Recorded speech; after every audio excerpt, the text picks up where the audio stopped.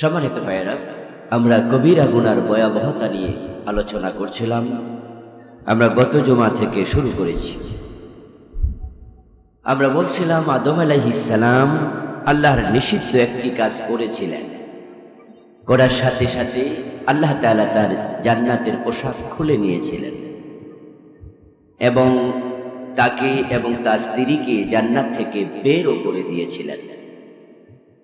শয়তান আল্লাহর একটি অর্ডার লঙ্ঘন করেছে, যার কারণে শয়তানের আগেকার যত আমল ছিল সব আমল বরবাদ হয়েছে। বরবাদ হয়েছে তার ঈমান। কবিরা গুনাহ জাহান্নামী হওয়ার জন্য একটাই যথেষ্ট। আমরা এই বিষয়ে গত জুমাতে কথা বলেছি, যারা ছিলেন তাদের মনে থাকারই কথা।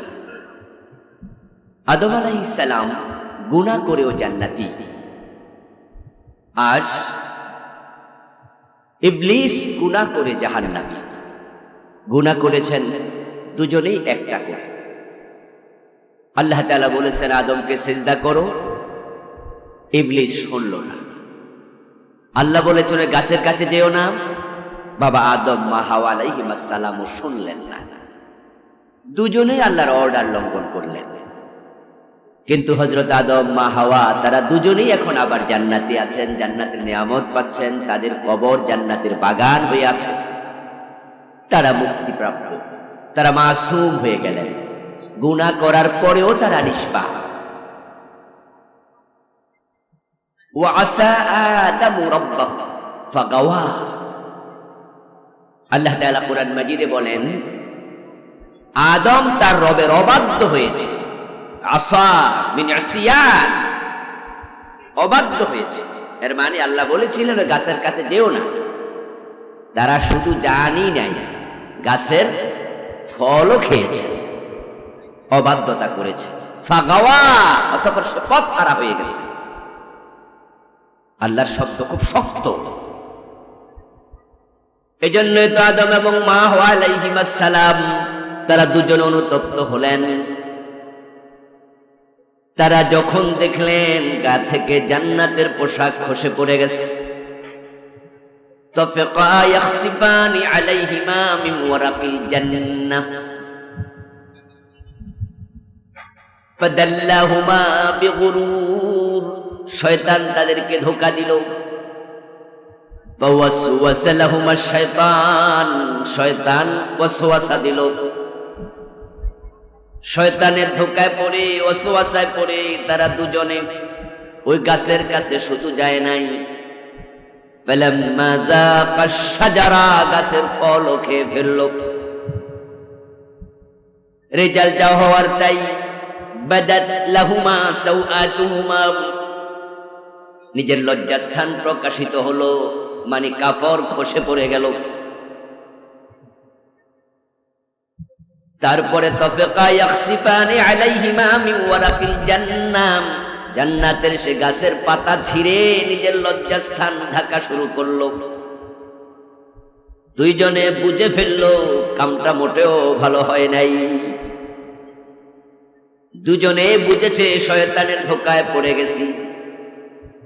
দুইজনেই অনুতপ্ত, নিজেরা লজ্জায় পড়ে জান্নাতের গাছের পাতা ছেড়ে লজ্জাস্থান ডাকছে। টোটাল পরিস্থিতিটা সুখকর নয়, বরং বড় বিব্রতকর। পোশাক খুলে নিয়ে গেছে আল্লাহ। দুজনের লজ্জাস্থান প্রকাশিত হয়েছে, মানে নিরাবরণ হয়ে গেছে, উলঙ্গ হয়ে গেছে। আমাদের বাবা আদম উলঙ্গ, মা হাওয়া উলঙ্গ, আমরা তাদের সন্তান। আল্লাহ কোরআন মাজিদে এই কাহিনীগুলো আমাদেরকে শোনায়। এটা তো লজ্জার কাহিনী। আল্লাহ এগুলো শোনায়া বাবা আদম মা হাওয়াকে বদনাম করছে না। সন্তানের কাছে মা বাবার এই অপরাধের কীর্তি বলে ছোট করছেন না, বরং আল্লাহ বুঝাতে চান ও সন্তানের আদমের, একটা অপরাধ করার কারণে বাবা মার গায়ে আমি জান্নাতের পোশাক রাখি নাই। তোমরা যারা জান্নাতে আসার স্বপ্ন দেখো, তোমরাও সাবধান। সাবধান, একটা করছে আমি পোশাক খুলে নিয়েছি। কিন্তু আবার আল্লাহ তাআলা তাদের দুজনকে ক্ষমা করলেন, দুজনকে আবার জান্নাতের মেহমান বানালেন। তাদের কবর জান্নাতের টুকরো হয়ে আছে, তারা মুক্তিপ্রাপ্ত মাসুম হয়ে গেলেন। বিপরীতে শয়তানও একটা কথা শোনে নাই, সে কিন্তু রক্ষা পায় নাই, সে কাফের হয়ে গেছে, সব আমল বরবাদ, সে হবে জাহান্নামী। এখন আদম কেন জান্নাতি, শয়তান কেন জাহান্নামী? কারণ শুধু একটা, সে কারণটা হলো আদম গুনার পরে তাওবা করেছে, কিন্তু শয়তান তাওবা করে নাই। এখন আপনারা আমার আলোচনা যারা শুনছেন, আমি সহ আপনারা সবাই, আমাদেরও গুনাহ আছে না নাই? এখন সিদ্ধান্ত আপনাকে নিতে হবে, আপনি কার মতো হতে চান, আদমের মতো না ইবলিসের মতো? আদমের মতো হবেন, ক্ষমা আপনিও পাবেন। মানুষ গুনাহ করবে এটা আল্লাহ ভালো করে জানেন, কারণ গুনাহ করার প্রবণতা তাদের মাঝে আছে, নফসে আম্মারা আছে, ইবলিস শয়তান সাথে আছে। তাদের যে সমস্ত আপনার রিফুগুলো সেগুলো ভিতরে আছে, এই সবগুলা তাদেরকে গুনাহ করে ছাড়বে, আল্লাহ এটা ভালো করে জানেন। তাই তিনি গুনাহ করার পরে গুনাহ থেকে মুক্তি পাওয়ার তাওবার দরজাটা নিজে খুলে দিয়েছেন। তিনি বলছেন, লা তাকনাতু মির রাহমাতিল্লাহ, তুমি যতই গুনাহ করো, অপরাধ করো, আল্লাহর রহমত থেকে তুমি নিরাশ হইও না। ইল্লা মান তাবা, যদি তুমি তাওবা করো, আমানা, তারপরে তুমি দৃঢ় ঈমানদার হয়ে যাও, আমিলা আমালান সালিহান, আমল করতে শুরু করে দাও, উলাইকা ইউবাদদিলুল্লাহু সাইয়্যাতিহিম হাসানাত, আমি তোমার গুনাহ শুধু মাফ করব না, ওই গুনাহটাকে সওয়াবে বদল করে দেব, আমি সওয়াবে পরিবর্তন করে দেব। শর্ত হলো তোমাকে আগেই আসতে হবে। গুনাহ করার পরে শয়তানের মতো ঘাটতেরামি করা যাবে না, ঘো ধরে বসা থাকা যাবে না। আপনাকে চোখে আঙ্গুল দিয়ে আমি দেখাইয়া দিলাম যে এটা কবিরা গুনাহ, এটা শিরক, এটা বিদআত, আর আপনি তখন জানাই পানাই করবেন যে হুজুর এটা শিরিক কইছে কেডা, আমার পীর সাহেব হুজুর তো কইছে এটা শিরিক না, আমার বড় হুজুর কইছে এটা বেদাত না। আমি আপনাকে কোরআন হাদিস দিয়ে ধরাইয়া দিলাম যে রাসূল বলেছে এটা শিরিক, আল্লাহ বলেছে এটা শিরিক, আমার প্রিয় নবী বলছে এটা বেদাত। আপনি শোনার পরেও ফিরের দোহাই দিয়া, হুজুরের দোহাই দিয়া ওই আকাম আপনি করতেছেন, আপনার মাঝে আর ইবলিসের মাঝে আদৌ কোনো পার্থক্য নাই, আপনার ভিতর অপরাধের অনুতাপটাও নাই। তাহলে আপনার জন্য এটা অশনি সংকেত। আর আপনি যদি বাবা আদমের মতো হন, তাহলে আপনার গুনাহটা আপনার জন্য এক পর্যায়ে নেয়ামত হবে। গুনাহটাও নেয়ামত হয়, কারণ তাওবা করলে গুনাহটাও সওয়াব হয়ে যায়। সুবহানাল্লাহ, যে পরিমাণ গুনাহ ছিল আল্লাহ শুধু মাফই করে না, ওইটারও সওয়াব বানায় দেয়। হযরত আদম আলাইহিস সালাম, মা হাওয়া আলাইহিস সালাম যখন জান্নাতের পোশাক দেহ থেকে খসে পড়ে গেল, দুজন অনুতপ্ত হলেন, তাদের বুঝ আসলো কামটা ঠিক হয় নাই, কিন্তু তাওবা কেমনে করে, ক্ষমা পাওয়ার রাস্তাটা কি, তখন তারা এটাও জানে না, কারণ এর আগে তারা কোনো গুনার কাজ আর করেন নাই। আল্লাহর নির্দেশ লঙ্ঘন করার নামে গুনাহ, এই কামটা তারা করে নাই, এটাই জীবনে প্রথম করছে এবং এটাই শেষ, একটাই করছে জীবনে। কিন্তু ভিতরে অনুতাপ, কামটা করলাম কি, এখন কেমনে এটা থেকে মুক্তির পথ খুঁজে পাওয়া যায় তারা জানে না। অন্তরে যখন তাদের অনুতপ্ততা এসেছে, অনুতাপ এসেছে, অন্তরের মাঝে তাদের কষ্ট, কামটা করলাম কি, অন্তরের খবর আল্লাহ জানেন। তাই আল্লাহ পাক রব্বুল আলামিন তাদেরকে তাওবা করার কালেমা নিজেই শিখাইয়া দিলেন। ফাতালাক্কা আদামু মির রাব্বিহি কালিমাত ফাতাবা আলাইহি ইন্নাহু হুয়াত তাওয়াবুর রহিম। ফাতালাক্কা আদাম মির রাব্বিহি কালিমাত,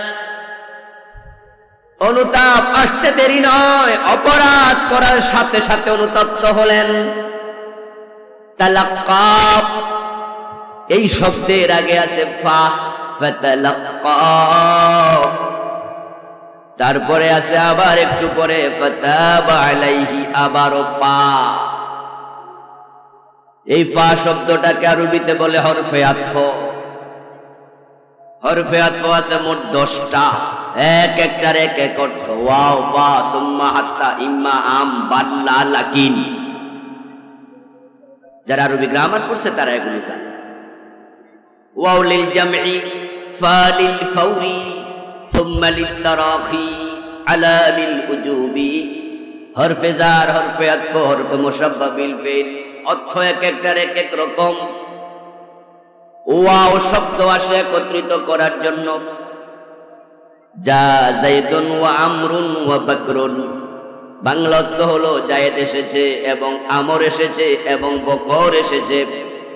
এখানে সবাই আগমন একসাথে বোঝানোর জন্য ওয়াও শব্দ ব্যবহার হয়েছে।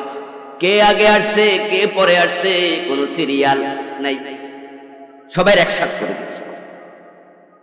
কিন্তু যদি পিঁপড়ার মতো দল বেঁধে আসতো, পিঁপড়া যখন দল বেঁধে চলে তখন কি একসাথে চলে না, সিরিয়ালে চলে। এটা বোঝানোর জন্য আসে পা, ফালিল ফাউর, যা বাকরুন, ফা আমরুন, ফা যাইদুন। তখন অর্থ দাঁড়াবে তিনজন আসছে, তবে সিরিয়াল ছিল আগে বকর, তারপরে আমর, তারপরে যায়েদ, সিরিয়াল। এটা বোঝানোর জন্য হলো ফা। তবে তারা এক একজন দূরত্ব 10 হাত 12 হাত ছিল তা নয়, তারা একসাথে আসছে কাছাকাছি, কিন্তু সিরিয়াল। এখন বকর 10 হাত আগে, আমর 10 হাত পরে, যায়েদ তার 10 হাত পরে। এরকম যদি সিরিয়াল হতো তাহলে ফা হবে না, তাহলে হবে সুম্মা যা বাকরুন, সুম্মা আমরুন, সুম্মা যাইদুন। কথা কি বুঝেন? আমি আল্লাহর আয়াত বুঝাবো তো, তাই এই কথাগুলো বলছি। সিরিয়াল হবে বিরতির সাথে, সেখানে আসবে সুম্মা, সুম্মা লিতারাখি। সিরিয়াল আছে, বিরতি নাই, এটা হলো ফা। ফাতালাক্কা আদামু মির রাব্বিহি কালিমাত ফাতাবা আলাইহি। আল্লাহ সুম্মা বলে নাই, কি বলেছে?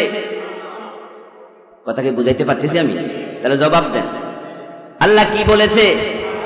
ফা বলেছে। তাহলে বোঝা যায় অপরাধ করার পরে গায়ের পোশাক খসে গেছে। হযরত আদমের অন্তরে অনুতাপ আসতে দেরি হয় নাই। যখন আল্লাহ দেখেছেন আদম অনুতপ্ত, কিন্তু তাওবা কেমনে করবে জানে না। ফাতালাক্কা আদামু মির রাব্বিহি কালিমাত, আমার আল্লাহ দেরি করে নাই, তাওবার কালেমা শিখাইয়া দিছে। অপরাধ করছে, অন্তরে চিন্তা আসছে, করলাম কি, আমার আল্লাহ কয় বাঁচতে চাস, তাহলে যা কিছু কালেমা শিখাইয়া দিলাম। قال ربنا ظلمنا أنفسنا وإن لم تغفر لنا وترحمنا لنكونن من الخاسرين। سبحان الله। কি কালেমা শিখাইছে আল্লাহ কোরআনে বলতেছে। আমি আল্লাহ তাদেরকে কালেমা শিখালাম। সে কালেমা হলো তারা দুজনে বলেছে, ও আমাদের রব, নফসের উপর জুলুম করে ফেলেছি। সুবহানাল্লাহ।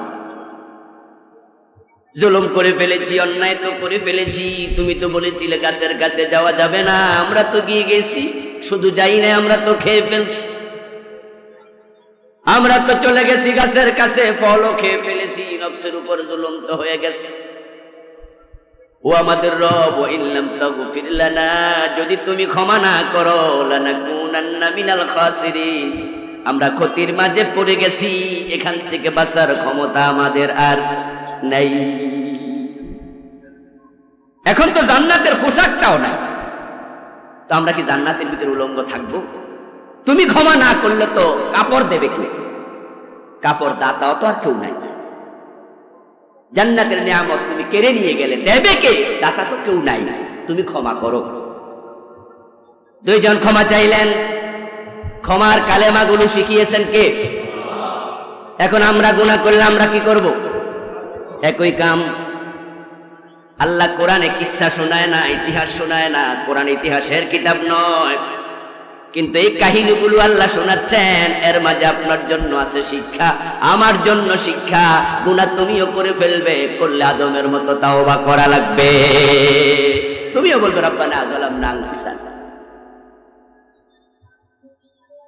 এই হলো আদম এবং হাওয়া আলাইহিস সালামের ক্ষমার দোয়া। আল্লাহর কাছে তিনি ক্ষমা চাইলেন, মা হাওয়া সহ ক্ষমা চাইলেন। এবার আল্লাহ বলতেছে ফাতাবা আলাইহি, আবার ফা শব্দ আল্লাহ বললেন, সিরিয়াল আছে কিন্তু বিরতি নাই, এজন্যই ফা ব্যবহার হয়। আল্লাহ বুঝাইয়া দিলেন, আমার আদম আমার হাওয়া ক্ষমা চাইতে দেরি, আমি ক্ষমা করতে দেরি করি নাই। অপরাধ করছে, অনুতপ্ত হয়েছে, শব্দ দিয়েছি, তাওবা করেছে, আমি আল্লাহ দেরি করি নাই, ক্ষমা করে দিয়েছি। ফাতাবা আলাইহি, এখানে ফা লিলফাওরা। এই হলো কোরআনের বক্তব্য। আর আমাদের দেশে হুজুররা 350 বছর পরে ক্ষমা করছে। আমরা বিভিন্ন বইতেও পড়েছি, বিভিন্ন ওয়াজেও শুনেছি। বাবা আদম আলাইহিস সালামকে আল্লাহ জান্নাত থেকে বের করে দিলেন, তারপরে শ্রীলঙ্কায় পাঠালেন সিংহলে। মা হাওয়া আলাইহিস সালামকে পাঠালেন জিদ্দায়। দুইজন কানতে কানতে কানতে কানতে 350 বছর পর আরাফার মাঠে একত্রিত হয়ে গেছে। তারপরে সেখানে বিশ্ব নবীর ওসিলা ধরে দোয়া করছে, তারপরে 350 বছর পরে ক্ষমা পেয়েছে। এমন কাহিনী আছে না? কোরআনের সাথে পুরা কন্ট্রাডিক্টরি, পুরা সংঘর্ষ। আমার আল্লাহ গফফার যেমন, কাহ্হার যেমন, রহমানও তেমন। বান্দার প্রতি আল্লাহর ভালোবাসা আছে না নাই? মায়ের প্রতি সন্তানের যেমন, বান্দার প্রতি আল্লাহ ঠিক তেমন, ঠিক না? মাশাআল্লাহ মাশাআল্লাহ, আলহামদুলিল্লাহ। আমি কিছু ভালো শ্রোতা পাইছি, এটা আমার সৌভাগ্য, আলহামদুলিল্লাহ। না বুঝলে কইতো জি না। জাআলাল্লাহুর রাহমাতা মিআতা জুযইন। আল্লাহর হাবিব বলেন, সহিহ বুখারীর riwayat, আল্লাহ তাআলা ভালোবাসাকে 100 ভাগে ভাগ করেছে। আমসাকা ইনদাহু 99, তারপরে নিজের কাছে রেখে দিয়েছে 99 ভাগ। সুবহানাল্লাহ। ওয়ারসালা ইলা দুনিয়া জুযান ওয়াহিদা, পৃথিবীর টোটাল মাখলুকাতের জন্য মাত্র 1 ভাগ ঢেলে দিয়েছেন। ফামিন জালিকাল জুজই ইয়াতারাহামুল খালায়েক হাত্তা তারফা দাব্বাতু হাফিরাহা ওয়ালাদিহা খাশিয়াতান তুসিবাহু। ওই ভালোবাসা থেকে সামান্য পেয়েছে জঙ্গলের হিংস্র প্রাণী বাঘ বলল, মানুষ পাইলে মাথা ভাঙ্গি, ঘাড় মটকায়া খাবলায়া খাবলায়া খায় যে বাঘ, নিজের বাচ্চাটাকে সে বাঘ আবার যতন করে দুধ খাওয়ায়। হিংস্রতা আছে, মানুষ পাইলে মাইরা ফেলবে, খাইয়া ফেলবে, কিন্তু নিজের সন্তানকে আদর করে দুধ খাওয়ায়। ওই বাঘের সন্তানের প্রতি বাঘের ভালোবাসা ওই আল্লাহর 1 ভাগ থেকে সেও একটু পেয়েছে। সুবহানাল্লাহ। পৃথিবীর 800 কোটি মানুষ পেয়েছে, বাকি সব মাখলুক পেয়েছে ওই 1 ভাগ থেকে সামান্য। আর ওটুকু ভালোবাসার কারণে যদি মা নিজে মরতে রাজি হয়, সন্তান মরতে দেয় না। মুরগিটা কাক পাখির সাথে, চিলের সাথে নিজের বাচ্চা বাঁচানোর জন্য যুদ্ধ শুরু করে দেয়। নিজের বাচ্চা বাঁচানোর জন্য মা মুরগি যুদ্ধ করে। মুরগিটা জানে না, হতে পারে চিল পাখিটা তাকেও ছু মেরে নিয়ে যেতে পারে। নিজের জান দিতে রাজি, বাচ্চাকে মরতে দিতে রাজি না। পেয়েছে ওই 1 ভাগ থেকে বড়ই সামান্য। আর আমার আল্লাহর কাছে আছে 99 ভাগ রহমত। 350 বছর কানবে, তিনি ক্ষমা করবে না? আমার আল্লাহ এত নিষ্ঠুর না, তিনি রহমান। গত জুমায় বলেছি তিনি কাহ্হার, তিনি বড় নির্দয়। আর আজকের এখানে হবে, গত জুমায় শব্দটা এসেছিল যে তার হৃদয়হীন তিনি, নিষ্ঠুর তিনি। কখন? হাসরের ময়দানে যখন প্রকাশিত হবেন, তার কাহ্হার সুরত থাকবে, রহমতের সিটা পেটা থাকবে না। আদম নবী চিৎকার দিয়ে বলবে ইয়া নাফসি, লোকজনকে বলবে ইন্না গাদাবি, ইন্না রাব্বি গাদাবাল ইয়াওমা গাদাবান লাম ইয়াগদাব ক্বাবলাহু ফাকাত। ওয়ালা ইয়াগদাবা বাদাহু কাত। আদম নবী বলবেন সন্তানদেরকে, তোমরা আমার কাছে এসেছো, সুপারিশ করব আমি? আমার রবকে আমি আজকে দেখেছি এমন রাগান্বিত, এরকম রাগ তিনি জীবনে কখনো আর আমি দেখিনি, তিনি কখনো দেখান নাই ইতিপূর্বে, এই রাগ ভবিষ্যতে কখনো দেখাবেন না। আজকে তার অন্তরে সামান্য ভালোবাসা নাই। আমি আদম পারবো না কথা বলতে, আমার সাহস নাই। কিন্তু আবার এই নামটা আল্লাহ যখন তাওবা কবুল করেন তখন আল্লাহর থাকে না, তখন থাকে আল্লাহর নাম রহমান, সুবহানাল্লাহ। তখন তাকে ইন্নাহু তাওয়াব, ফাতাবা আলাইহি ইন্নাহু হুয়াত তাওয়াবুর রহিম। আল্লাহ তাআলা তাওবা কবুলের খবর দিয়া তারপরে নিজের দুটা নাম উল্লেখ করেছেন, একটা হলো তাওয়াব আর একটা হলো রহিম। বান্দা যখন তাওবা করে আল্লাহ তখন কাহার থাকে না, আল্লাহ তখন তাওয়াব, সুবহানাল্লাহ। তাওয়াব ইসমে ফাইল মুবালাগা, বাংলা অর্থ হলো বেশি বেশি তাওবা কবুলকারী, করতে দেরি, কবুল করতে দেরি করে না। আদম আলাইহিস সালাম শ্রীলঙ্কায় এসেছে, এই কথারও কোনো ভিত্তি নেই। 350 বছর কেঁদেছে, তারপর আরাফায় গেছে, ভিত্তিহীন গল্প। এগুলো একেবারে বাজে কথা, বানানো কথা, গল্পকারদের গল্প। আদম আলাইহিস সালাম শ্রীলঙ্কায় এসেছে, শ্রীলঙ্কার মুসলমানরা এটা জানে না। আমি গেলাম আদম আলাইহিস সালামের পা দেখার জন্য, এটা আম স্পিক। শ্রীলঙ্কার কলম্বো থেকে 250 থেকে 300 কিলোমিটার দূরে বিশাল পাহাড়, উঠতে আমার সময় লেগেছিল 4 ঘন্টা 10 মিনিট। 7,500 ফিট উঁচু। আমার সাথে আরেকজন ব্যবসায়ী ছিল, হিল ট্যাক্সের, দুজন মিলে উঠতে শুরু করলাম। অর্ধেক ওঠার পর আর পারি না, উনি আমার টাইনা টাইনা পড়ে তুলছে। এত উঁচু উঠে দেখি আসলে কোনো ঠ্যাং ম্যাং কিছু নেই। আদম আলাইহিস সালামের কোনো পা সেখানে নেই। ওখানে আছে একটা বৌদ্ধ মন্দির, তারা বলছে এটা শ্রী পাদা, এখানে বৌদ্ধের পা আছে। আমার ড্রাইভার ছিল মুসলিম, দুদিন তাকে রিজার্ভ নিয়েছিলাম গাড়িটা। তাকে বললাম যে আমরা আদমের পা দেখতে যাব। সে বলতেছে আদমের পা আবার এই দেশে আসলো কবে? আমরা বললাম তোমরা জানো না? আমরা তো জানি। তো দেশ আমাদের, জানো তোমরা। এখানে আমাদের জন্ম, এখানে আমাদের বেড়ে ওঠা, আমরা কোনোদিন শুনিনি আদমে দেশে আসে। পরবর্তীতে যা আমি দেখলাম, সেখানে বৌদ্ধরা সেখানে যা পূজা করছে, অর্চনা করছে, এটা ওদের সরকারের একটা চালাকি। তারা টুরিস্টদের থেকে কিছু 2 পয়সা কামাই করছে, আর কিছু না। আবার আদম আলাইহিস সালাম তো ল্যাংড়া ছিলেন না যে উনি 1 পা হবে, চিহ্ন থাকলে 2 পায়ের থাকবে। ইব্রাহিম আলাইহিস সালামের 2 পায়ের চিহ্ন কাবার সামনে আছে কিনা? পাথরের মাঝে খোদাই করা আছে, পা তো 2টা, তো চিহ্ন তো 2টারই থাকবে। আদম তো ল্যাংড়া ছিল না, 1 পা হবে কেন? এটা সব বানানো কাহিনী। আদম আলাইহিস সালাম কাঁদতে কাঁদতে সেখানে গেলেন, মা হাওয়া জেদ্দা থেকে গেলেন। তারপরে দুজন একত্রিত হলেন, আল্লাহর কাছে ক্ষমা চাইলেন। বানানো হাদিস মাউদু। লাম্মা ইখতারাফা আদমুল খাতিয়া قال يا رب بحق محمد لما غفرت لي قال تعالى كيف عرفت محمد ولم أخلقه قال لما خلقتني بيدك ونفخت في من روحك رفعت رأسي فرأيت على قوائم العرش مكتوبا لا إله إلا الله محمد رسول الله فعلمت إنك لم تضف إلى اسمك إلا حب الخلق إليك قال تعالى صدقت يا آدم لولا محمد لما خلقتك। লম্বা একটি হাদিস। এই হাদিস হলো বানোয়াট গল্পের উৎস। মা হাওয়া বাবা আদম বলছে, আল্লাহ আমরা তো গুনাহ করে 350 বছর ক্ষমা চাইলাম, ক্ষমা পাইলাম না। আরাফার মাঠে এসেছি, এখন আমরা স্বামী স্ত্রী দুজন একত্রিত হয়ে তোমার কাছে ক্ষমা চাচ্ছি, মুহাম্মদ নবীর উসিলা আমাদের ক্ষমা করো। আল্লাহ সাথে সাথে জবাব দিলেন। 350 বছরে জবাব দেয় না, রব্বানা বলে ডাকে, ক্ষমা করে না। আজকে মুহাম্মদ নবীর নাম বলাতে আল্লাহ সাথে সাথে বললেন কাইফা আরাফতা মুহাম্মদ ওয়ালাম আখলুকহু, মুহাম্মদকে চিনলে কিভাবে? আমি তো তাকে এখনো বানাই নাই, সে তোমার সন্তান হবে। তখন আদম আলাইহিস সালাম নাকি বলেছেন, আপনি আমাকে যখন নিজ হাতে বানালেন, আমার ভিতরে রূহ ফুঁকে দিলেন, আমি মাথা তুলে দাঁড়াইয়া দেখি আরশে আজিমের পিলারে লেখা লা ইলাহা ইল্লাল্লাহু মুহাম্মাদুর রাসূলুল্লাহ। আমি দেখেছি আপনার নাম যেখানে শেষ, নবী মুহাম্মদের নাম সেখানে শুরু। তারপর আমি বুঝেছি ইন্নাকা লাম তুদিফ ইলা ইসমিকা ইল্লা হাব্বাল খালকি ইলাইকা, আপনার সবচেয়ে প্রিয় মাখলুক না হলে, প্রিয় ভাজন না হলে আপনার নামের পাশে তার নাম আপনি বসাতেন না।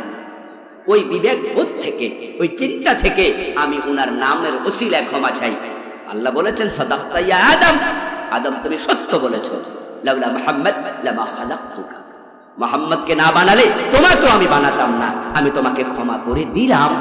মুহাদ্দিসগণ বলেন হাযা হাদিসুন মাওদু, এটা বানোয়াট কাহিনী। আল্লাহ এত পরে ক্ষমা করে নাই। আল্লাহ কোরআনে বলছে তাওবা করেছে রব্বানা যালামনা বলে, আমি এই কালেমা নাজিল করেছি, ওই কালেমা পড়ার সাথে সাথে আমি আল্লাহ ক্ষমা করে দিয়েছি। এই জন্য সুন্নাহ আমাদের মাঝে প্রচলিত। এই যে আমার সামনে আপনারা বসে আছেন, বলুন তো আমরা যখন গুনাহ করি, গুনাহ করার পরে আমরা ও আল্লাহ নবী মুহাম্মদুর রাসূলুল্লাহ মাফ করো, এই দোয়াটা বেশি করি না রব্বানা যালামনা আনফুসানা বেশি করি? আদম আল্লাহর শিখানো দোয়া, আল্লাহ কয় আমি কিছু কালেমা নাজিল করেছি, ফাতালাক্কা আদামু মির রাব্বিহি কালিমাত, আদম তার রবের পক্ষ থেকে তাওবার কালেমা পেয়েছে। আর তাওবার কালেমা কি ছিল? আল্লাহ শিখায় ক্বালা রব্বানা যালামনা আনফুসানা, এটা আল্লাহর কোরআনের মাঝে আল্লাহ বলতেছে। আর আল্লাহর শিখানো কালেমা 350 বছর কয় আল্লাহকে আমি ক্ষমা করব না, মুহাম্মদুর রাসূলুল্লাহ ধরো ক্ষমা করে দেব। এই কথার কোনো ভিত্তি নেই। হ্যাঁ, আপনি যদি নবী মুহাম্মদ সাল্লাল্লাহু আলাইহি সাল্লামের রাসূলুল্লাহ ধরে ক্ষমা চান, আমি আপনাকে না করব না, তিনি আল্লাহর মকবুল বান্দা। আপনি বলতে পারেন আল্লাহ আমি তোমার নবীর উম্মত, তোমার নবীর উসিলা আমারে মাফ করে দাও, তোমার কালামের উসিলা মাফ করে দাও, আমার নামাজ ইবাদতের উসিলা মাফ করে দাও। তাওয়াসসুল হতে পারে, কিন্তু 350 বছর পরে ক্ষমা পেয়েছে এই কথা ভিত্তিহীন। আল্লাহ নির্দয় নয়, আল্লাহ ক্ষমা চাইলে আর ক্ষমা করতে দেরি করেন না। এই কথাগুলো বলে আমাদেরকে আশ্বস্ত করছেন যে তোমরাও ক্ষমা চাইতে দেরি করতে পারবা না। বরং মানুষ যদি গুনাহ করে, গুনাহ করার পরে সে তাড়াতাড়ি ক্ষমা চায়, তাওবা করে ফিরে আসে, কোরআন মাজিদ আল্লাহ তাআলা বলছেন যে ব্যক্তি গুনাহ করে তাড়াতাড়ি তাওবা করে, তাকে তাওবা করে ক্ষমা করা আমি আল্লাহর জন্য ওয়াজিব হয়ে যায়।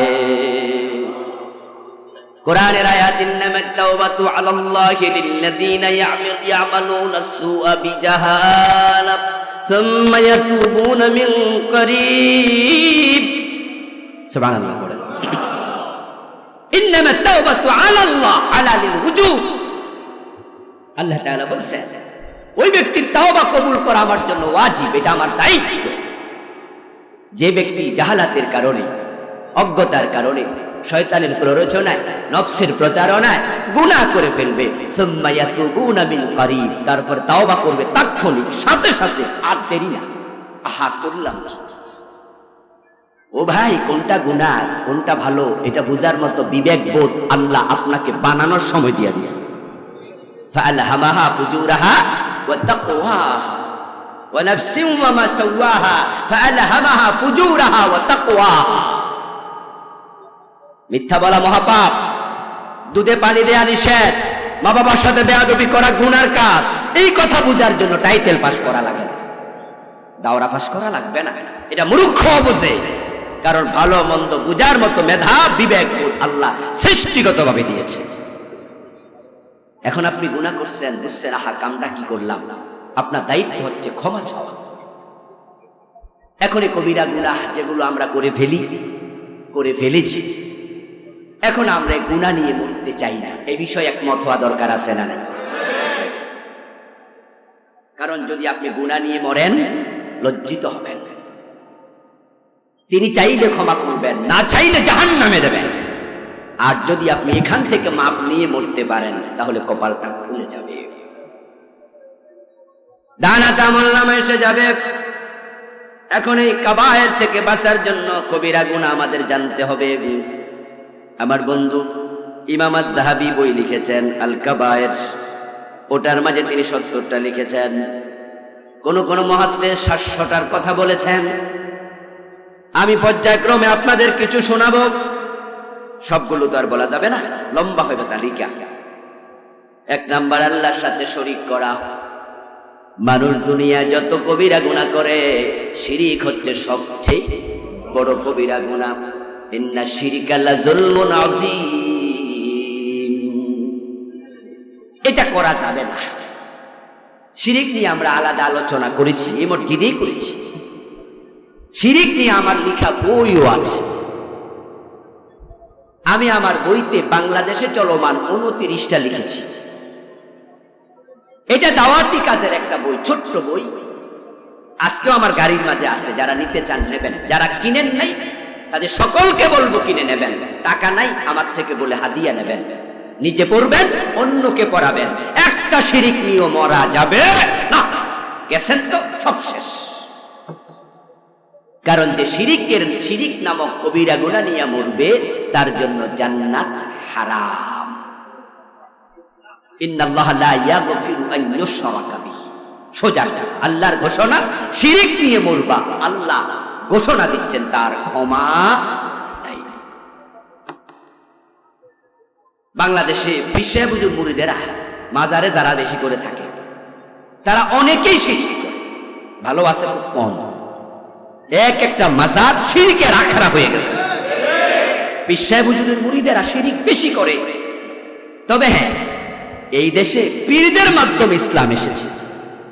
পীরদের প্রতি আমাদের আলাদা শ্রদ্ধাবোধ আছে, তাদেরকে আমরা ভালো মানুষ মনে করি। সমাজে যেই কয়জন মানুষ আছে, ওই সমাজের পীর যিনি হয় তিনি হন সর্বজন শ্রদ্ধেয়, সবার কাছে একটু বেশি সম্মানের। মানুষ তাকে হাদিয়া তোহফা দেয়, ভালোবাসা দেয়। যেই জিনিস বেশি দামি হয় ওই জিনিস বেশি নকল হয়। 5 টাকার নোট জাল হয় না। 5 টাকার নোট জীবনে শুনছেন জাল হয়েছে? 500 টাকারটা হয়নি, 1000 টাকারটা। কারণ যে জিনিস দামি হবে ওইটা ভেজাল বের হয়ে যায়।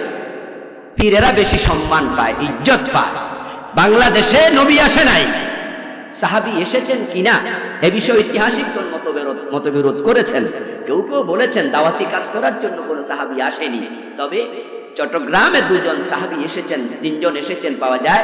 একজন মাইমুন, আরেকজন মুহাইমিন, আরেকজনের নাম আমার জানা নেই। এই 3 জন ভারতে যাওয়ার পথে দিনের দাওয়াত দিতে তারা চট্টগ্রামে নেমেছিলেন পাওয়া যায়। কিন্তু দিনের দাওয়াত দেওয়ার জন্য এসেছেন এটা পাওয়া যায় না। নবী আসলো না, সাহাবী আসলো না, দিনের দাওয়াত দিল কে? পীরেরা দিয়েছে। ওই জনপুরের পীর সাহেব, ওই সরসিনার পীর সাহেব, ওই ফুরপুরার পীর সাহেব। আজকে আমরা সবাই চান্স পাইলে পীরদের 12টা বাজায় সারি, পীর আলী বলতে কিছু নাই, তাদেরকে একবারে সবাই বাদ দিচ্ছেন। আপনি ইসলাম পাইছেন কার কাছে?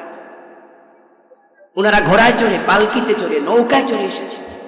ওই আরব থেকে, ইয়ামান থেকে এসেছে শাহজালাল ইয়ামানি রাহিমাহুল্লাহ। আমরা ওনাদেরকে পীর সাহেব বলে সম্মান দেই, যদিও তারা শুধুমাত্র দ্বীনের প্রচারক, সাধারণ কোন আলা ভোলা আত্মভোলা মানুষ ছিলেন না। একজন ছিলেন তলোয়ারওয়ালা মুজাহিদ। এখন তো আমরা পীর বলতে বুঝি যারা তলোয়ারের ধারে কাছে যাইব না। পীর মানে হলো শুধু মায়ের খাইবো, মায়ের দিব, এটা কল্পনাও করা যায় না। অথচ না, কোরআনের বক্তব্য ওয়ায়াকতুলুনা ওয়া ইউকতালুন। যারা মুমিন হয় তারা মাইর খায়, আবার প্রয়োজনে মাইরও দেয়। এই 2টা গুণই থাকা লাগবে।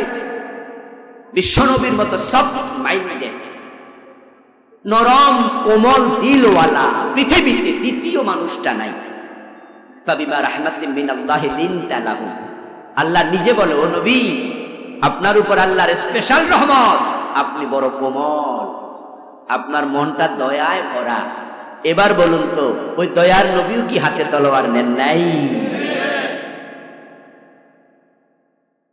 রাসূল সাল্লাল্লাহু আলাইহি সাল্লাম মিষ্টি মিষ্টি কথা বলতেন, কোমল সুরে কথা বলতেন, মানুষের সাথে বিনয়ী আচরণ করতেন। এই ওয়াজটা আপনি যত বেশি করলেন ভালো, কিন্তু আপনি একবারে ভুলে গেলেন তিনি আবার সিংহের মতো গর্জন দিয়েও কথা বলতেন। উনি যুদ্ধের মাঠে বলেছেন, আরে নবিয়্যুল কাযিব আনা ইবনে আব্দুল মুত্তালিব, আমাকে চিনো, আমি সত্য নবী, আমি মিথ্যা নবী নই। আমার পরিচয় জানো, আমি আব্দুল মুত্তালিবের সন্তান। আসো দেখি কে আসবা। হাতে তলোয়ার নিয়ে চিৎকার দিচ্ছেন। প্রয়োজনে মিষ্টি কথা, প্রয়োজনে কঠিন কথা, দুটাই সুন্নাহ। তো পীর সাহেব হুজুর মানেই মিষ্টি কথার লোক না। হযরত শাহজালাল কি হাতে তলোয়ার নেন নাই? ওই তলোয়ারটা এখনো আছে, এখনো আছে। আমি নিজে সেটা 99-99তে ছাত্র জীবনে সফর করতে গিয়ে হাতে ধরে এসেছিলাম। ওই তলোয়ার ওনাকে রোজার পাশে এখন এক বাড়িতে আছে সংরক্ষিত। আমরা খোঁজ করে বের করেছি, বের করে সকালবেলা ও বেটারে বলছি ধরো আনো একটু, আমরা ধইরা যাই। পাবলিক যায় সেখানে, মাছ চাইতে যায়, বিশাল বিশাল গজার মাছ আছে, সেখানে কবুতর আছে, সেখানে আছে আরো কত কিছু। আমরা বললাম যে না, আমরা মাছ চাইতে যাবো কেন? মাছ আমাদের কারণ বাজারও আছে, আছে না নাই? ওখানে আমরা শাহজালাল তলোয়ার দেখতে যাই, এটা শুনলাম। আমাদের পীর সাহেব হুজুররা দেশে দিনের দাওয়াত দিয়েছেন, তাদের কারণে কৃষ্ণপুরে এখন আর হিন্দু নাই, দুর্গাপুরে এখন আর দুর্গা নাই, শুভপুরে এখন আর হিন্দু নাই। এদেশে দুর্গাপুর, লক্ষ্মীপুর, কৃষ্ণপুর আছে না? ব্রাহ্মণবাড়িয়া, ব্রাহ্মণপাড়ার অভাব নাই। আমার নিজের গ্রামটার নামও কিন্তু দুর্গাপুর। আমার গ্রামে এখন আলহামদুলিল্লাহ একজন হিন্দুও নাই। আমার বড় ভাইয়ের বিয়ে করাইছি লক্ষ্মীপুর, ওই লক্ষ্মীপুরে একজন হিন্দুও নাই। আমার পাশের গ্রামের নাম কৃষ্ণপুর, একটা হিন্দুও নাই। এগুলো আমার তো নিজের এলাকা, তো চিনি আমি। এই গ্রামের নামগুলো প্রমাণ করে এই নামে হিন্দুদের বসতি ছিল। শুধু ছিলই না, এই গ্রামের নাম যারা রেখেছে তারাও হিন্দু ছিল। এখন তারা কেউ নাই। এর মানে বাতাস আইছে, বাতাস উড়া চলে গেছে, ঠিক না? না, ওই জনপুরের পিসাব, ওই ফুরফুরার পিসাব, ওই সরমনের পিসাব, ওই শাহজালাল আপনার ইয়ামানি রাহমাহুল্লাহ, উনারা দাওয়াত দিয়েছে, হাজার হাজার লাখ লাখ হিন্দু মুসলমান হয়ে গিয়েছে। হয়তো পিছনে খুঁজলে পাবেন আপনার পূর্বপুরুষদের মাঝে হিন্দু থাকতে পারে, আমার পূর্বপুরুষও হিন্দু থাকতে পারে, তারা কালেমা পড়ে মুসলমান। আমার বন্ধু যা বলছিলাম, 500 টাকার নোট, 1000 টাকার নোট জাল হয়, দামি জিনিসে জাল হবে। এখন পীর সাহেবদের সম্মান দেখে কিছু জাল ভণ্ড পীর সাহেব বাংলাদেশে আছে না নাই? ও তাদের দরবারে শিরিক আছে। আস্তাগফিরুল্লাহ। আপনি এই যে আপনাদের পাশে এখানে সাইনবোর্ড মোড় আছে, সাইনবোর্ড মোড়ে 200, 300, 500 দোকান থাকবে, মানুষ থাকবে হাজার হাজার। আপনি ঘুরেন, এত মানুষ, এখানে শিরিক নাই। কিন্তু পাশে যদি কোনো মাজার থাকে, সেখানে 50 জন থাকে, তার মাঝে 25 জনে কমপক্ষে শিরিক করতেছে। কেউ সেজদা দিচ্ছে, কেউ রুকু দিতেছে, কেউ সাইতাছে, কেউ মোমবাতি দিচ্ছে, কেউ মানত করতেছে, কেউ ড্যাগ নিয়ে আইছে, মানে শিরিক আর শিরিক। এখন আপনার জানা রাখা লাগবে, যত কবিরা গুনাহ আছে, 1 নাম্বারটা কি? এটার মতো বড় গুনাহ আর নাই। এখন হাসতে হাসতে, খেলতে খেলতে, জেনে না জেনে, বুঝে না বুঝে মানুষ শিরিক করছে। আল্লাহর কাছে শিরিক নিয়ে যদি হাজির হন, আপনার কপালে জান্নাত নাই। বলবেন আল্লাহ আমি জানি না এটা যে শিরিক। কিছু লোক এটা বলবো, আল্লাহি রাব্বিনা মা কুননা মুশরিকিন, বলবে আল্লাহ আপনার কসম আমরা শিরিক করি নাই। আল্লাহ বলবে তুই তো গজব, বরবাদ হয়ে গেছ, তুই তো মুশরিক। জবাবে বলবো আল্লাহি রাব্বিনা মা কুননা মুশরিকিন, আল্লাহ আপনার কসম শিরিক করি নাই। আল্লাহ বলবে আমি মিথ্যা বলি? আমি মিথ্যা বলি? তোর আমলনামা দেখ। তুই মসজিদে গিয়ে আমাকে সেজদা করছ, কথা সত্য। মাজারে গিয়ে পীরেরও করছ, দরবারে পীরকে সেজদা দিয়েছস। সে বলবে আল্লাহ অন্যরে সেজদা দিলে শিরিক হয়, আমার হুজুর তো কইছে না, এটা সেজদায় তাজিমি, এটা দিলে অসুবিধা নাই। আপনি না জেনে বিষ খাইলে সমস্যা আছে না নাই? বলবেন আমি জানি না, আর আল্লাহ ছেড়ে দেবে? এটা হতে পারে না। কেন জানো নাই? ইকরা ইকরা ইকরা, প্রথম অর্ডার ছিল পড়ো পড়ো, বললে তো জানতা। তো শিরিক নিয়ে আজকে আলোচনা আমি আর করব না, যেহেতু এই নিয়ে বই আছে, যারা কিনেননি নেবেন ইনশাআল্লাহ। 2 নাম্বার বড় গুনাহ, অন্যায় ভাবে মানুষ হত্যা করা। আল্লাহু আকবার। এই গুনাহটা বাংলাদেশে আছে না নেই? প্রশাসনের বাইরে এটা বেশি করে, এটা আগে ছিল না। প্রশাসনের দায়িত্ব পাবলিকের জীবনের নিরাপত্তা দেয়া। মানুষের ট্যাক্সের টাকায়, ভ্যাটের টাকা তারা বোমা, এই যে পিস্তলের কি কিনে, ম্যাগজিন কিনে, পিস্তলের বুলেট কিনে, আপনার আমার টাকায় কেনা, আমার বুকে চালানোর জন্য না, এটা আমাকে নিরাপদ করার জন্য। কিন্তু এখন ক্রস ফায়ারের নামে এটা অ্যাভেলেবেল হচ্ছে। এই দেশে মানুষের জীবনের চেয়ে কম দামি জিনিস এখন আর নাই। আপনাকে গুলি করে মেরে ফেলবে, তারপরে শুধু লাগাইয়া দেবে অমুক দল করে, তাহলে আর পত্রিকাওয়ালারাও মাথা ঘামাবে না, ও অমুক দলের লোক মারছে, মারুক না। না, সাবধান সাবধান। আল্লাহ তাআলা হাসরের ময়দানে সবার আগে যে বিচার করবেন তার মাঝে একটা হচ্ছে যে ব্যক্তি কারো রক্তপাত করেছে তার বিচার। জুলমের বিচার এক নম্বরে শুরু করবেন,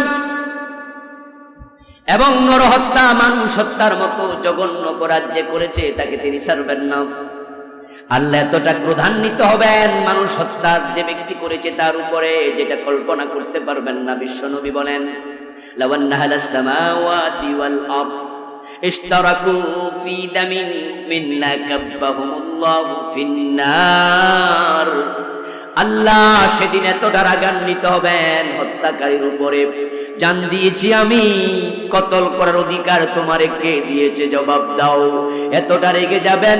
বিশ্ব নবী বলেন, আকাশের সকল ফেরেশতা, জমিনের সকল মাখলুক যদি একজন মুমিনের রক্তে একত্রিত হয়, একজন মুমিনের হত্যা একত্রিত হয়, তলোয়ার হাতে দিয়েছে একজনের, যা যা অমুকের কল্লাটা কেটে ফেল, আর আমরা তোর সাথে আছি, তাহলে হত্যায় সবাই শামিল হয়ে গেল। রাসূলুল্লাহ বলেন, আল্লাহ এতটা রেখে যাবেন, লা কাব্বাহুমুল্লাহ আলামে তাকিদ দিয়ে বললেন, আল্লাহ যদি ক্ষমা না করেন সবগুলাকে জাহান্নামে দিয়ে ছাড়বেন। কোরআনের বক্তব্য, মান কাতালা নাফসান বিগাইরি নাফসিন আও ফাসাদিন ফিল আরদ ফাকান্নামা কাতালান নাস জামিআ। যদি শুধু একটা মানুষকে কেউ হত্যা করে অন্যায় ভাবে, আল্লাহ কোরআনে বলেন, ফাকান্নামা কাতালান নাস জামিআ, মনে হলো পৃথিবীর সব মানুষকে সে হত্যা করে ফেলেছে। যে একটা মানুষ হত্যা করবে অন্যায় ভাবে, আমি আল্লাহর কাছে মনে হয় সে আমার কোন বান্দারে রাখে নাই, সব মেরে ফেলেছে। ওয়ামান আহইয়াহা ফাকান্নামা আহইয়ান নাস জামিআ। তারপর আল্লাহ তাআলা বলেন, যদি একটা প্রাণ কেউ বাঁচায়া দেয়, সহযোগিতা করে, ব্লাড দিয়েছে, অসুস্থ মানুষ রক্ত লাগবে, দৌড়াইয়া যাও, রক্ত দেওয়ার জন্য দৌড়াও। চিকিৎসার টাকা নাই, টাকা নিয়ে দৌড়াও। অ্যাক্সিডেন্ট করে রাস্তায় পড়ে আছে, হাসপাতালে নিয়ে দৌড়াও। মান আহইয়াহা, হিন্দু হোক আর বৌদ্ধ হোক, নফস ব্যক্তি, আল্লাহর কাছে সব মানুষ, হিন্দু বৌদ্ধ খ্রিস্টান সব আল্লাহর পরিবারের সদস্য। তাই মান কাতালা নাফসান শব্দটা বলা হয়েছে, মান কাতালা মুমিনান এখানে বলা হয় নাই। একটা মানুষ যদি মারো অন্যায় ভাবে, হিন্দু হলেও বৌদ্ধ হলেও, আল্লাহ তোমার উপর ক্রোধান্বিত হচ্ছেন। তিনি বলছেন যেন সব মানুষ মেরে ফেলেছে, আর একজনকে যদি বাঁচায়া দাও, আল্লাহ বলেন সে যেন তামাম দুনিয়ার মানুষের প্রাণ ফিরিয়ে দিয়েছে। ফাকান্নামা আহইয়ান নাস জামিআ। ইসলাম তো এই জন্যই মানবিক ধর্ম। ইসলাম বিনা প্রয়োজনে গাছের পাতা ছিঁড়তে নিষেধ করে। আল্লাহর হাবিব সাল্লাল্লাহু আলাইহি ওয়াসাল্লাম বলেছেন, বিনা প্রয়োজনে একটা চড়ুই পাখি মারবা না, যদি মারো হাসরের দিন আল্লাহ তাকে জীবন দেবেন, তোমার সামনে দাঁড় করিয়ে কথা বলার তৌফিক দেবেন। ওই চড়ুই পাখিটা নালিশ করবে, আল্লাহ সে আমাকে বিনা প্রয়োজনে মেরেছে, কেন মেরেছে আমি জবাব চাই। আল্লাহ বলবেন জবাব দাও। ইসলাম মানবিক ধর্ম। কিন্তু আমরা এখন মানুষকে মেরে ফেলি, হাসতে খেলতে গুলি করে দেয়। এটা মিছিল নিয়ে রাস্তায় বের হবেন, দেখবেন গুলি শুরু হয়ে গেছে, মুড়ির মতো দাম। এখন হুজুর আমাদের কি দোষ, আমরা তো চাকরি করি, আমার অফিসার আমারে গুলি করতে বলছে, না করলে চাকরি থাকবে না। অফিসার বলে, হুজুর আমার কি দোষ, নেতা আমারে কইছে গুলি করতে, না করলে তো ট্রান্সফার করবে, চাকরি থাকবে না, বিপদে ফেলে দেবে। তোমার চাকরির জন্য, বেতনের জন্য মানুষের বুকে গুলি করবা? আমি তোমাকে বলি এই চাকরি ছেড়ে দাও, তুমি চা দোকানদারি করে জীবন কাটাও, চাকরি ছেড়ে পান দোকান দাও। সেদিন রাজ্জাক তোমাকে বলবে, রিজিকওয়ালা কে ছিল? তোর অফিসার ছিল। তোর অফিসার কি তোর রিজিক দিত? না, আমি আল্লাহ দিতাম। আমি বলেছি মানুষ হত্যা করা যাবে না, তুই গুলি করে দিলি। জালেম শুনে রাখো, তুমি যাকে গুলি করে মেরে ফেললে, তুমি মনে করছো তোমার সরকার পক্ষে আছে, কিচ্ছু করতে পারবে না, কিন্তু তোমার সরকারের চেয়ে বড় আরেকজন সরকার আছে না? না, কেন বোঝো না? কেন বোঝো না? নারায়ণগঞ্জে 7 মার্ডারের আসামি কারা? একটা মেজর, কত বড় বড় অফিসার, সরকারের রাজনৈতিক দলের বড় নেতার জামাই, কিন্তু জেলখানা, জেলখানা, চাকরিটা নাই। যথাযথ বিচার হলে ফাঁসি হয়ে যাবে। এর মানে কি? তোমার সরকারও বাঁচাতে পারবে না, বড় আরেক সরকার আছে যিনি দেখে মিরপুরের ওসি সালাউদ্দিন কত লোক মারছে, বিনা প্রয়োজনে পিটাইছে, রিমান্ডে দিছে। কি হলো? হলি আর্টিজেন মামলা। আর্টিজেন হামলা হলো, ও বেটার নিজের থানা না, আরেক থানা কন্ট্রাক্টারি করতে গেছে, সালাকি করতে গেছে, ওখানে বোম ব্লাস্ট হলো, সে জায়গায় চলে গেল। সামনে ঈদ ছিল, বাচ্চা ঈদ করতে পারেনি বাপকে নিয়ে। এর মানে কি? আমি ওসি সালাউদ্দিনকে হত্যা করেছে যারা, তাদেরও বিপক্ষে, তারাও জালেম, তারাও জঙ্গি। কিন্তু আমি বুঝাতে চাচ্ছি, তুমি যখন কাউকে এক আঙ্গুল দিয়ে বলো তোরে খাইছি, বাকি 3টা আঙ্গুল তোমার দিকে তাকায়া কয় তোরে আমরা খাইছি। কথা বুঝেন? আপনি এরকম কয় নাই তোরে খাইছি রে, আঙ্গুল সামনে 2টা যায় আর 3টা আপনার দিকে ফিরে থাকে। ওই 3টা কয় অপেক্ষা কর, আমরাও আছি। জুলুম বড় জঘন্য, জুলুমা, জুলুম অন্ধকার। কোন মানুষকে হত্যা করার আগে ভাববা 100 বার, 200 বার, 500 বার, আমি কাকে মারছি? তার সন্তান আছে, স্ত্রী আছে, মা আছে, তাদের চোখের পানি আল্লাহ দরবারে চলে গেল। আমার উপায়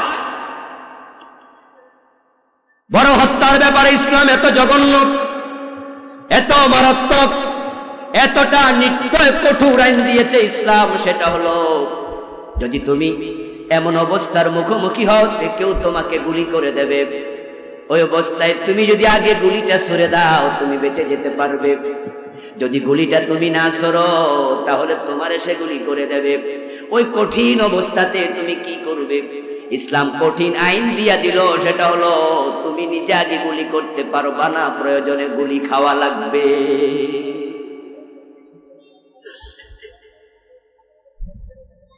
ইসলাম জঙ্গিবাদের পক্ষে নয়। এই জন্যই তো যখন শায়খ আব্দুর রহমানেরা 500 জায়গায় বোমা ফুটাইছে, সিনেমা হলে বোমা ফুটাইয়া মানুষ মারছে, বিচারক মারছে বোমা ফুটাইয়া, এ মসজিদের মিম্বার গুলো থেকে 3.5 লাখ খতিব আমরা সবাই বিরোধিতা করেছি। নিরীহ মানুষ হত্যা অসম্ভব, ইসলাম বলেনি এটা। যদি শায়খ আব্দুর রহমান নিরীহ মানুষ মারলে সে জঙ্গি হয়, তোমরা যারা আইনের নামে মানুষকে গুলি করো তোমরা কি সঙ্গী? তোমরাও জঙ্গি। একই মাসালা, একই মাসালা। নিরীহ মানুষ আপনি মারলে আপনি জঙ্গি, আমি মারলে কি আমিও জঙ্গি, একই মাসালা। আইনের দোহাই দিয়ে সাবধান মুসলমান, এই ভিডিওর মাধ্যমে লাখ লাখ মানুষের কানে মেসেজ যাবে, যার কাছে যায় আমি তাকে বলছি থেমে যাও, থেমে যাও দোস্ত। আল্লাহু আকবার কবীরা।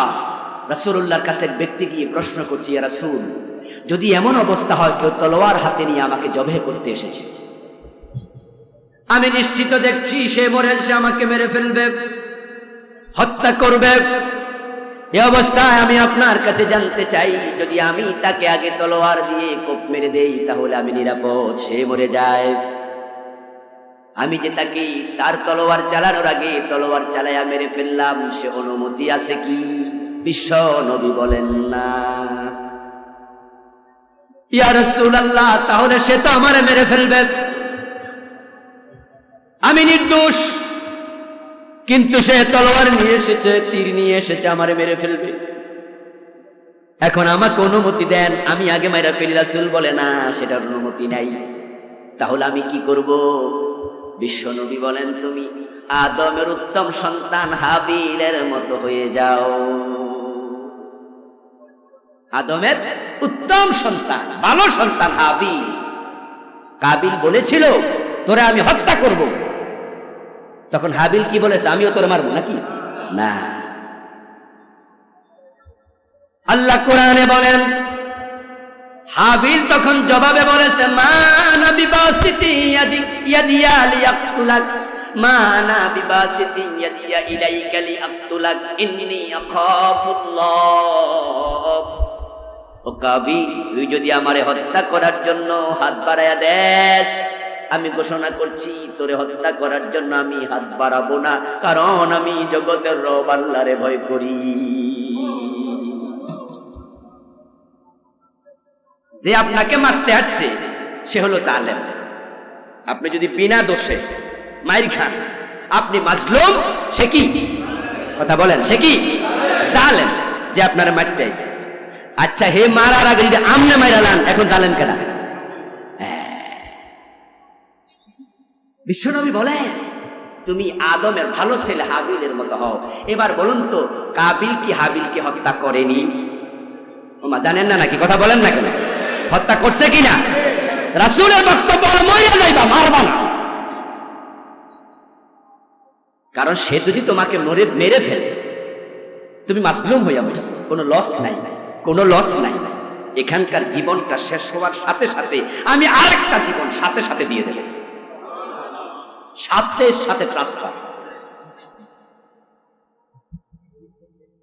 আমেরিকার বিমানবন্দরে নেমেছে, ইমিগ্রেশন পুলিশ যদি আপনাকে বলে গো ব্যাক, ফিরে যাও, তাহলে আমেরিকায় যাওয়া হয় নাই, বিমানবন্দর থেকে আবার বাংলাদেশ। আর যদি ইমিগ্রেশন পুলিশ একটা সিল মেরা দেয়, তাহলে আপনি কোথায়? কথা বলেন না ভাইরা, কোথায়? ওই যে অনেকের কয় স্বপ্নের দেশ। আপনি আপনার স্বপ্নের দেশে ঢুকেছেন, ইমিগ্রেশন পুলিশ সিল দিয়েছে, শাহাদাত এজ লাইক এজ। সে জালেম তোমাকে হত্যা করবে, আমি আল্লাহ নতুন জীবনে সিল দিয়া দেব, এমন জীবন পাবে, শান্তি আর কোনোদিন শেষ হবে না। তো লস কোথায়? কিন্তু তুমি যদি জালেম হও, উপায় আমার ভাইয়েরা, কতলা নফস করা যাবে না। অন্য মানুষকে হত্যা করা যেমন গুনাহ, আত্মহত্যাও সমান গুনাহ। এই জন্য আত্মহত্যা করা যাবে না। রাসূলুল্লাহ সাল্লাল্লাহু আলাইহি ওয়াসাল্লাম বলেছেন, যদি কোনো ব্যক্তি আত্মহত্যা করে, সে যা দিয়ে নিজেকে হত্যা করবে, জাহান্নামে নিয়া ওই শাস্তিটা আল্লাহ তাকে আবাদুল আবাদ দিতে থাকবেন। কেউ যদি বিষ পান করে মরে যায়, জাহান্নামের আগুনের ভিতরে আল্লাহ তার হাতে বিষের বোতল ধরাইয়া দেবে, খাইবে খাইবে, মরবে, আবার জীবিত হবে, আবার মরবে, আবার জীবিত হবে, আবার মরবে। অর্থাৎ এই শাস্তিটা চলবে। ওই মৃত্যুটা মৃত্যু নয়, এটা হচ্ছে শাস্তি। কেউ ফাঁসি দিয়েছে, জাহান্নামের আগুনের ভিতরে আল্লাহ ফাঁসিতে লটকায় রাখবে, জিহ্বা বের হয়ে থাকবে। এই জন্য আত্মহত্যার ব্যাপারে সাবধান। আত্মহত্যা কোনো সমাধান নয়। মানুষ আত্মহত্যা কেন করে? ঝামেলা থেকে বাঁচতে চায়। আত্মহত্যা মানুষ করে জীবনের উপরে তার সব আপনার আনন্দ উচ্ছ্বাস হারিয়ে যায়। সে মনে করে না বাইসা আমার আর লাভ নাই, সে মরে বাঁচতে চায়, মরে সে অন্যায় থেকে, টেনশন থেকে মুক্ত হতে চায়। আত্মহত্যা কেন করলো? সে টেনশন মুক্ত হবে। বলুন তো, আত্মহত্যা করলে কি এরপরে টেনশন কমে না আরো বাড়ে? তো চাইলো কি পাইলো? সে চাইলো কি আর পাইলো? এই জন্য আত্মহত্যা কোনো সমাধান নয়। অনেকে আছে জীবনের সাথে যুদ্ধ করতে গিয়ে হেরে যায়, শেয়ার বাজার ধস নেমেছে, আত্মহত্যা করে মরে গেছে, এমন পত্র পত্রিকা আমরা দেখেছি। না ভাই, এটা করবেন না, হাদ হারাম কুল্লু। অন্যকে মারা যেমন হারাম, এটাও হারাম। ঠিক একই ভাবে সন্তান হত্যা হারাম।